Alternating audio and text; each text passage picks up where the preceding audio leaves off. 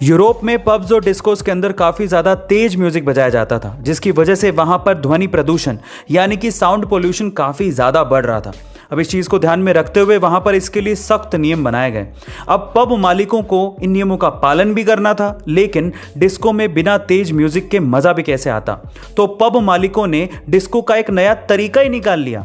अब वे पब में wireless headphones को यूज़ कर रहे हैं, यानी कि अब जो भी पब में आता है उसे हेडफोन दिया जाता है और सभी हेडफोन्स में एक ही तरह का म्यूजिक बजता है। अब इससे क्या फ़ायदा हुआ? इससे तेज आवाज़ का मज़ा भी आया और साथ ही साथ साउंड पोल्यूशन को भी कंट्रोल कर लिया गया। इसे साइलेंट डिस्को भी कहते हैं, जो कि आपने ए दिल है मुश्किल मूवी में भी ज़रूर देखा होगा। गाइस, आपको ये इंटरेस्टिंग फैक्ट कैसा लगा कमेंट सेक्शन में ज़रूर लिखिएगा और ऐसे अमेजिंग वीडियोस के लिए शेयर, सब्सक्राइब एंड लाइक। मिलता है अगली वीडियो में।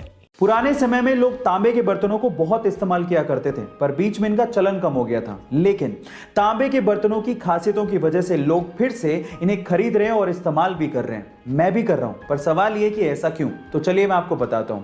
देखिए, ऐसा है कि तांबे के बर्तनों में रात में पानी भर के रखने से और फिर सुबह उठते ही इसी पानी को खाली पेट पीने से आपकी बॉडी की इम्यूनिटी पावर बढ़ती है। इनफैक्ट इनमें खाना खाने से, पानी पीने से आपकी बॉडी की बैक्टीरिया और वायरस से लड़ने की क्षमता भी बढ़ती है। गाइस, है ना अमेजिंग फैक्ट?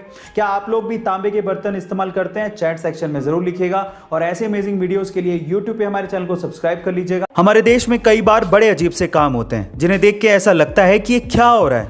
हम लोग कहां और किस मेंटेलिटी के साथ जी रहे हैं ये समझ ही नहीं आता। जैसे कि हम भारतीय अपने फोन की स्क्रीन को स्क्रैचेस से बचाने के लिए महंगे से महंगा स्क्रीन गार्ड लगवा लेंगे, लेकिन बाइक चलाते वक्त एक्सीडेंट से हमारे सिर को बचाने वाले हेलमेट पर पैसा खर्च करने से कतराते हैं।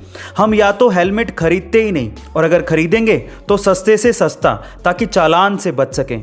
यह सच बात है या नहीं, बताइएगा जरूर।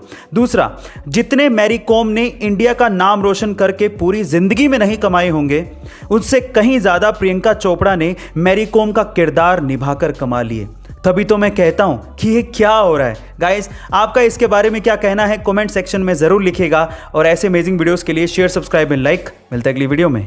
गाइस, आप लोगों ने बॉलीवुड में स्टार्स तो बहुत देखे होंगे, लेकिन बॉलीवुड में सुपरस्टार्स का तमगा बहुत ही कम एक्टर्स को दिया गया है और उनमें से एक थे राजेश खन्ना।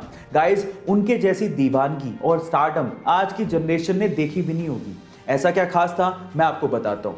देखिए, उनके लिए प्रचलित था कि जब वो स्टूडियो से अपनी व्हाइट कार लेके निकला करते थे तो लड़कियां उनकी व्हाइट कार तक को चूम लिया करती थी और वो व्हाइट कार लिपस्टिक की वजह से गुलाबी हो जाया करती थी।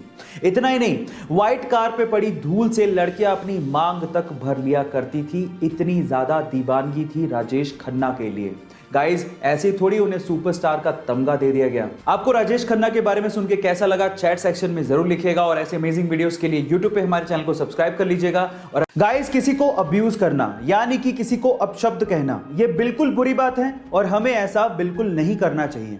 लेकिन कभी कभार इंसान कुछ चीजों को लेके इतना ज्यादा फ्रस्ट्रेट हो जाता है कि ये छोटे छोटे बेतुके शब्द उसको रिलैक्सेशन प्रोवाइड करते हैं, उसके दिमाग के गुस्से को शांत करने में मदद करते हैं। मैं पर्सनली इसका फेवर नहीं कर रहा हूं, लेकिन अगर मैं आपसे सवाल पूछूं कि अपशब्द कहने के बाद जो दिल को शांति पहुंचती है उसे इंग्लिश में क्या कहते हैं, क्या आप ये बात जानते हैं? चलिए मैं आपको बताता हूं। इसे इंग्लिश में कहते हैं लालोचेजिया, LALOCHEZIA, लालोचेजिया।